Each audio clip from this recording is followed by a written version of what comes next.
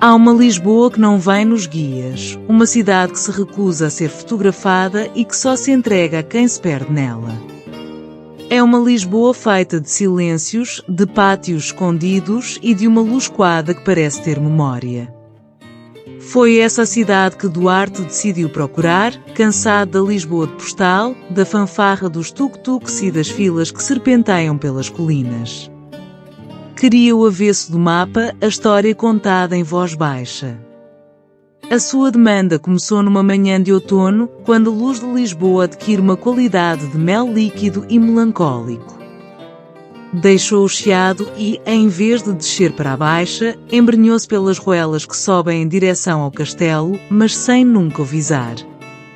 Guiou-se não por um destino, mas por um instinto, pelo cheiro a café e pelo som de um canário que cantava, invisível, de uma varanda de ferro forjado. Foi assim que descobriu o pátio do Carrasco. Não era um lugar, mas um instante suspenso no tempo. Um poço no centro, paredes de onde pendiam sardinheiras de um vermelho sangue e roupa a secar, esvoaçando ao sabor da brisa do Tejo como bandeiras de um país íntimo e familiar. Ali, o tempo não corria, acumulava-se em camadas, na pedra gasta do chão e no sorriso desdentado de uma anciã que o observava da sua janela, o rosto, um mapa de rugas onde se podia ler a história inteira do bairro.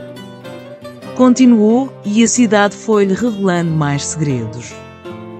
Encontrou a livraria do Simão, tão pequena que só cabem 2 ou 3 pessoas de cada vez, um buraco na parede atafolhado de livros que cheiravam a pó e a sabedoria antiga. Cada volume parecia um artefacto, as suas páginas amareladas guardando não apenas histórias, mas o toque das mãos que as folhearam ao longo de décadas. Era uma capela dedicada à palavra, um refúgio contra a velocidade do mundo lá fora. Mais tarde, apanhou o autocarro 737, o mais curto da cidade, que o deixou nas portas do castelo. Mas Duarte virou-lhe as costas e desceu por ruelas esquecidas até encontrar o chão do Loureiro. O que antes fora um mercado, é hoje um parque de estacionamento com um dos miradores mais honestos e discretos da cidade. Dali, a Baixa não era uma maqueta turística, mas um organismo vivo. Os telhados, um mosaico de argila e tempo, respiravam. Os sons da cidade subiam até ele, não como um ruído, mas como o pulsar de um coração imenso, o toque metálico do elétrico, as sirenes distantes, o murmúrio de 1000 conversas que se fundiam numa só voz.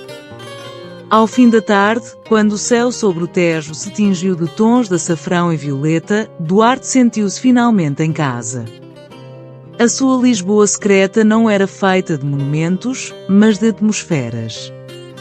Estava no brilho da calçada portuguesa, molhada pela primeira chuva, que transformava o chão num rio escuro salpicado de estrelas. Estava no sabor de uma ginginha bebida ao balcão de uma tasca minúscula na moraria, o licor doce e acre como a própria vida. Compreendeu então que as verdadeiras joias de Lisboa não são de pedra nem de ouro. São imateriais. São a luz que se demora nas fachadas de azulejo, o eco de um fado que escapa por uma janela entreaberta, a resiliência de um povo que aprendeu a encontrar a beleza na imperfeição e a poesia na saudade. E essa história secreta, percebeu Duarte, não se pode contar.